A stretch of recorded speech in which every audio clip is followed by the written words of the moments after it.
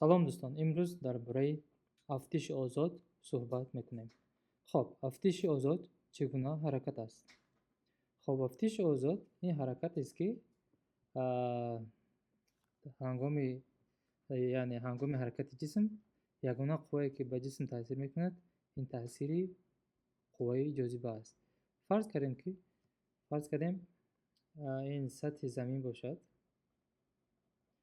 خب سطح زمین باشد و در یگان بلندی از سطح زمین بیایم در بلندی یگان اش و جسم داریم و جسم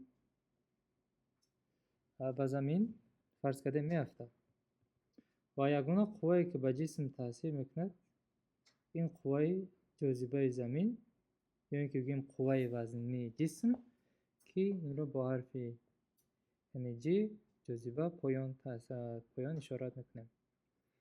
خب در اینجا یگان خیلی قوای مقاومت هوا رو به نظر نمیگیریم، یعنی این گونه حرکت رو حرکتی افتش آزاد میگن، یعنی حرکت جسم هنگام تاثیر حرکت جسم تحت تاثیر قوای وزنی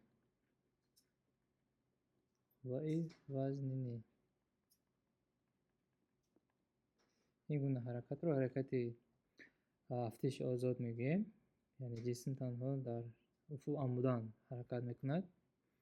و مثلا ما میخوایم بیابیم که فرض کنیم اگر جسم حرکتش رو از اینجا سر کند شروع کند، پس ما میخوایم فهمیم که در یگان وقتی دیده شده جسم چقدر مسافه رو در این وقت طی میکند.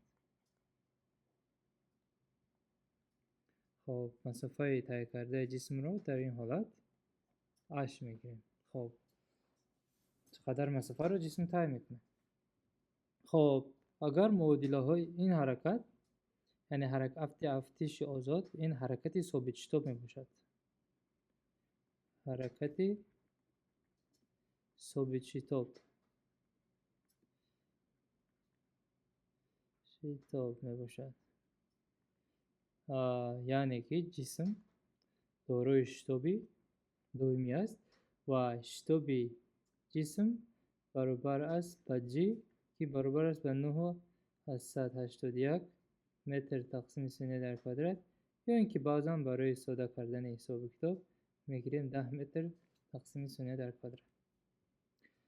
پس از سبب آنکه این حرکت ثابت شتاب است، یعنی افتش آزاد جسم که جسم دارای شتاب جی است 9.8 یا که 9.181، پس ما میتوانیم معادله های حرکت ثابت شتاب رو در اینجا استفاده بریم. در خاطر میاریم معادله های حرکت ثابت شتاب، معادله های حرکت ثابت شتاب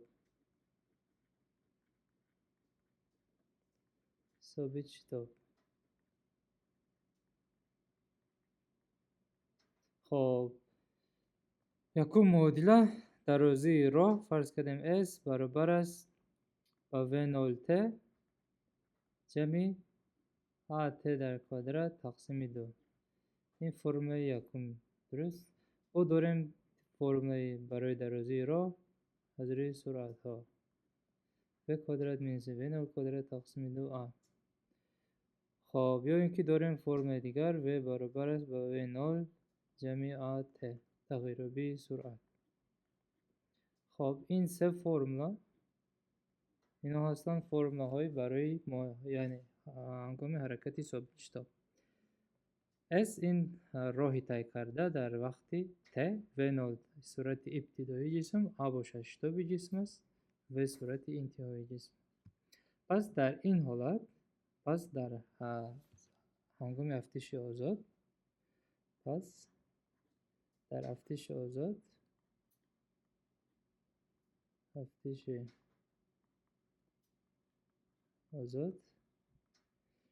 A برابر می شود به G و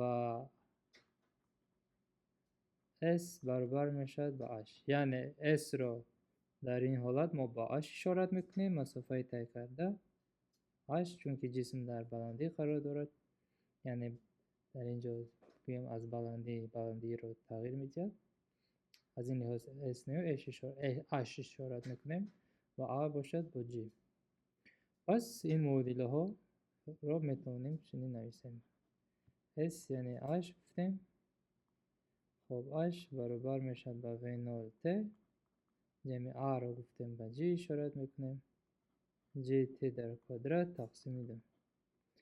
و دیگر فرم باشد اش برابر است با وی در کادرات مینویسیم وی نول در کادرات تقسیم دو جی. این فرم یک بگیم، فرم دو و فرم اخیران تغییریابی صورت از روی وقت و برابر است وی نول جمع جی ضربی ت. خب این در حالتی که جسم از بالا پایین حرکت میکنه.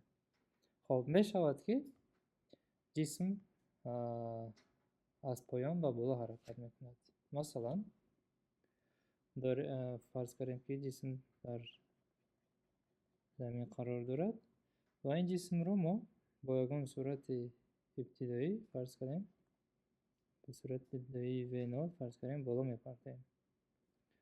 خب و همه وقت در خاطر میداریم که قوه وزنی جسم یعنی که شتاب جسم با پایان روانه است. خب چه حادثه رخ میدهد در این حالت؟ وقتی که جسم رو ما بالا میپرتیم، وقتی که جسم رو بالا میپرتیم از سبب اینکه قوه وزنی پایان تاثیر میکنه، جسم سرعت جسم کم میشه، یعنی حرکت جسم با مرور زمان سست میشد، سست شده یعنی در یک وقت پس از وقتی معین سرعت جسم با نول برابر میشه. این در کدام حالت میشه؟ در حالتی که جسم به بلندی ماکسیمالی میرسه. به بلندی ماکسیمالی میرسه. اش ماکس. خب در این حالت سرعت جسم با نول برابر میشه. خب در یکم وقت دیگر پیش از آنکه سرعت جسم نول میشه، فرض کنیم در این حالت جسم داره یکم سرعت میباشه که این سرعت از سرعت ابتدایی حتما چه است؟ خرد است. خب بیایید یا ببینیم چگونه این سرعت تغییر می‌یابد. خب گفتیم که سرعت برابر میشه با v جمع برابر است v نول جمع at. از سبب آنکه در این حالت شتاب جسم بالا حرکت کرده است، لیکن شتاب جسم پایین روانه است، پس a برابر است به مینوس g میشه. پس تغییریابی صورت چنین شکل دارد، مینوس g ضرب t. یعنی در همه معادله ها g رو با مینوس g عوض میکنیم. پس مسافه که جسم طی میکند، فرض کنیم این مسافه h اشارت کنیم اگر، پس این مسافه می شود h برابر است و v نول t، یعنی در اینجا جمع پلس وقتی که جسم از بالا به پایین حرکت میکند، چون که سمت حرکت و سمت شتاب جسم یکخیل است. در این حالت باشد مقابل است، جسم بالا حرکت میکند، شتاب پایین. پس یک طرف رو عادتا بالا رو سمت بالا رو مثبت میگیریم و سمت پایین منفی است. از این لحاظ v نول t مینوس gt در کادرات تقسیم دو و h برابر است v در کادرات مینوس v نول در کادرات تقسیم، اگر فرمول رو ببینید 2g در این حالت میشد مینوس 2g. خب این از فرم های حرکتی افتش آزاد وقتی که جسم بالا رفته شده است. خب مثلا یک مثال حل میکنیم. فرض کنیم که جسم با یگان صورت معین، خب گوییم که جسم با صورت 5 متر تقسیم ثانیه با صورت 5 متر تقسیم ثانیه پرفته شده است. 5 متر تقسیم ثانیه پرفته شده است. خب میتونیم بیایم که بلندی و ماکسیمالی جسم و چه برابر می شود؟ h max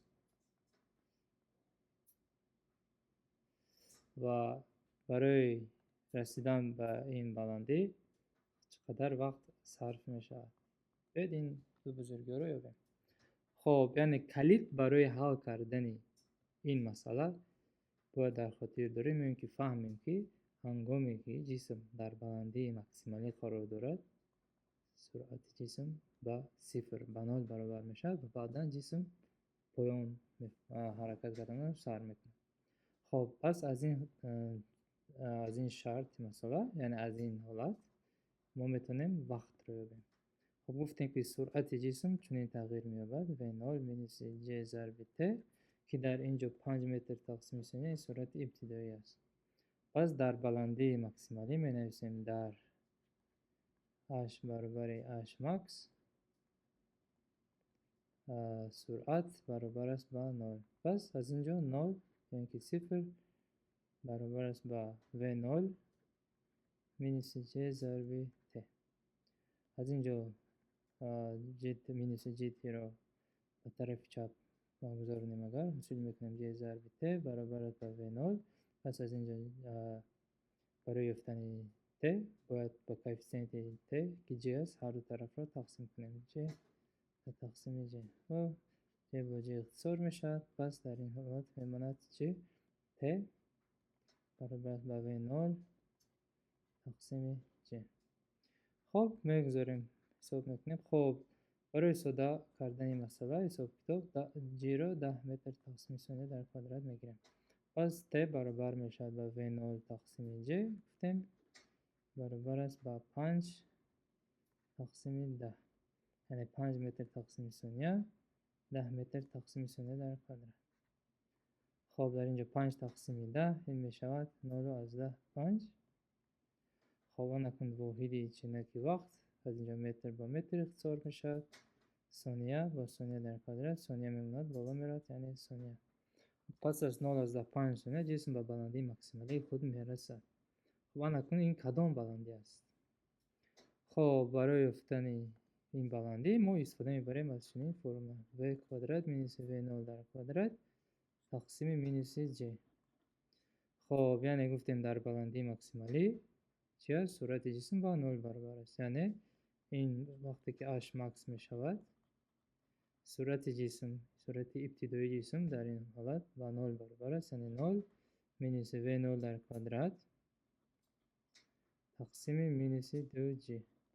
یعنی 0 مینوس v0 کوادرات مینوس می شود مینوس v0 در کوادرات تقسیم مینوس 2j. یعنی مینوس مینوس پلوس میشه یعنی مثبت می شود. یعنی h مکسیمالی برابر است با v0 در کوادرات تقسیم 2j. پس قیمت این بزرگی رو گذاشته حساب میکنیم. v0 5 در کوادرات 25 تقسیم 2 ضرب 10 20. خب 25 تقسیم 20 با 5 اختصار کنیم اگر 5 می شود تقسیم 4 یعنی که این یک بتونو چند می شود 825 متر. خب جواب h مکسیمالی برابر است با 1.25 متر یا 125 متر و وقت برابر میشه با 0 از 10 5 ثانیه. می توانیم h مکسیمالی را از روی این فرمول یابیم v0 t مینوس j t در کوادرات تقسیم 2. سبب اینکه t رو در اینجا یافتیم t رو میگذاریم v0 رو میدونیم و باید جوابی خیلی بره. خب این بود دوستان مسئله این موضوع در برای هفتشی آزاد.